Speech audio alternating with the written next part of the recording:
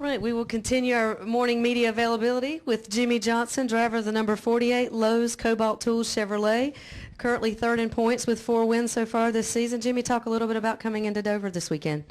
Yeah, excited to be here. You know, it's obviously a great racetrack for the 48 team, and you know, good time in the year for us to come to a strong track, and we'll just kind of see what happens. You know, I know it's a good track for the 18, and historically Matt's been strong here. I want to think back to some of the Roush days years ago, or not too far back, but you know, I think with how he's been running this year, he's going to be tough to beat, and we'll just get out there and race hard and get every point we can. Okay, we'll open it up for questions for Jimmie. Please raise your hand. We'll get a mic to you. We'll start right up here up front with Claire, then go back to Jeff and Bob. Claire B. Lang, Sirius XM NASCAR Radio. Out on the grid after the race last week, you said, yeah, I left a little bit on the table, or we were talking through the races that you did, and said, but others did too. It just didn't seem like you to be saying that, like normally the 48, and you don't do that. Is there anything really sort of unusual about how things are going right now, or do you feel that it's just par for the course and you have to adapt to the races that aren't so good? Yeah, I think that's really the requirement for a cup driver, is you have to be able to adapt to situations. And at the end of the race, we had that inside lane on 2 occasions, and that's where our opportunity slipped away. It's got to be Matt. Yeah. Yeah. Well, I teased him on my way in, and he's getting me back. But we had a great pit stop and came out and thought we were going to be the leader, in the 15 and the 9 stayed out. So that put us in third position on the inside. And on that particular start, Matt started fourth, and with that outside lane was able to get by the 9 right away, and then by the 15 and take control of the race at that point. And I really feel like if we would have had a slow stop, came out fourth, we would have been in that position ourselves, or if those two hadn't pitted. So that was really the opportunity in the race for us to take control, and not by our own circumstances or design, it just didn't happen. And then the next restart, we were on the inside again, and rallied our way back to, I don't know, fourth, I guess it was. So, you know, each one of those restarts, I'd kind of lose a little ground and then have to work my way through, and that's where opportunity missed us. Okay, we'll take our next question. Next question from Jeff, Bob, and then come up to Lee. Jeff Clark from USA Today. Jimmie, I'm just wondering how you view the standings at this point. Have you looked at it, and do you think it's a 3-man race at this point, as a lot of people are saying? I mean, it's easy to look at it that way, but I'm not putting my guard down. You know, we still have Talladega. And a lot of these tracks can take out multiple cars, so you have that risk here if something happens. You know, you usually take a car or 2 with you. I don't know. I'm certainly looking forward, and there's only 2 guys that I'm paying attention to right now. So in that mindset, sure, you can call it a 3-man race, but it's still way too early to count many out yet. Okay, we'll take our next question from Bob. Bob Hockers, Sporting News. I'm curious, do you have any less of a mental hurdle coming in here knowing the restart rules have changed, and do you have any feel of what happened here in June maybe played a role in NASCAR changing the rules? Oh yeah, it definitely had a role in that. I think there's 3 or 4 restarts I was a part of that helped shape the rule that we have now, and I think it's a good fix. I think it's a good compromise between protecting second on a lot of these mile-and-a-halfs where we have an apron that drivers can shoot down onto and make a pass. I think it's protecting second place from that situation. At other racetracks, and like what happened to me here where the leader doesn't go, it takes that away from the leader. And so I think it's good. I think it's a good compromise for what the drivers on the front row have to manage. And you know, glad that it's in place. I hate that it took so long, but I think it's a good change. Okay, we'll come up front for the next 2 questions. Lee, then Jim. Lee Spencer, Fox Sports.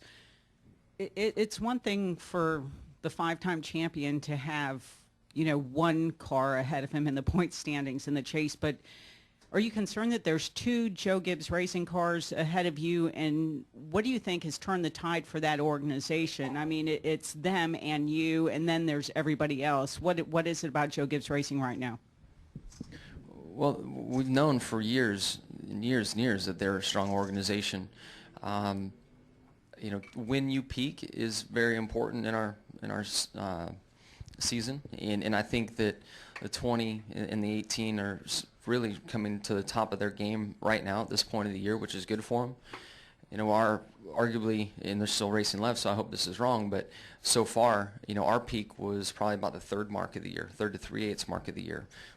I feel like we're trending back up with our 2 top 5s and heading in the right direction. But time will tell, how high we rise and where we get to. But they've always had good equipment. They've always had fast cars, and I really feel like Matt and the relationship that he and his crew chief have and what they've been able to bring to the table has helped elevate them to, Joe Gibbs to the next level. The experience that Matt brings in, the smarts, the knowledge, the consistent driving, that's a nice kind of rock within that organization that without a doubt has helped them. Okay, we'll take our next question from Jim. Go ahead. Jim Noble, ESPN and Sirius, kind of along the same lines, but specifically for Kyle. He's gotten off to terrible chase starts. He won a lot of races in the regular season, but hasn't put together a chase. Now that he's gotten off to this type of start, how formidable a contender do you think he will be for the long haul in the chase? He has the ability. We've all seen it week in and week out. We'll see if he can keep it together over the course of 10 weeks. We all have something out there that media, fans, competitors hold against you, and make you think about from time to time, and they always bring up a question. And his question is, can you hold it together for 10 weeks? And we'll see. I believe that he has the ability to do it. He's shown at different points in time. He wins in anything and everything he drives on all types of tracks. So, it's in there. It's just finding it and finding it at the right time amongst all the pressure that is put on a team and driver for a chase. But he's definitely on his game this year. Any other questions for Jimmie? Final questions. Do you have a slogan? He's got, just do this. Let's do this. Okay, we got another follow-up from Lee, and then we'll get Jeff in the back. Hang on just a second, Lee. We'll get a mic to you. Go ahead. Lee Spencer, Fox Sports. You've been very fortunate to be drama-free in your career, but from the outside watching people, like a Boyer or perhaps, Jeff that got thrust in the chase at the last minute, stupid stuff like that. How does it affect the mentality of the team? I mean, can that kind of stuff wear you down as opposed to just being able to stay even keel throughout the entire championship run? Yeah, I think Gordon's situation is helpful. I mean, there's a lot of positive behind that. I don't see that wearing on him or his team. They feel like they have a second shot in some ways at their opportunity to win a championship. I feel like they on their own merit earned their way in to win the championship, and circumstances kind of changed that. So they're in the right spot mentally. For Clint, that whole situation is really tough, and we all know him well and know how positive of a person he is, and the charisma he has, and that outward, excitement he has.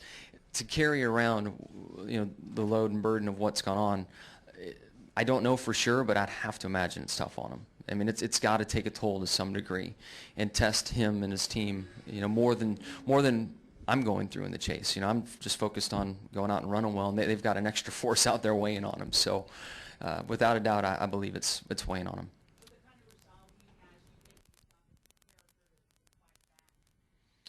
We'll see how far he can fight back, but it's only going to make him stronger. And I've lived through it under my own circumstances, with and Chad being thrown out of the 500 that year, and how we came back and were able to win races and win the championship and be a stronger team as a result.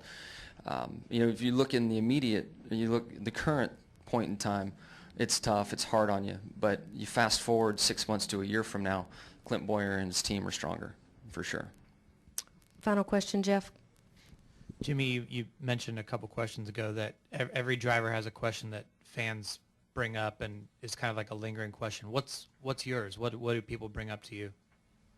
For me, it's the 2-year dry spell. Like it's some eternity since I haven't won a championship. So that's the question that I seem to get. All right, Jimmie, thank you very much for your time this morning. Good luck this weekend.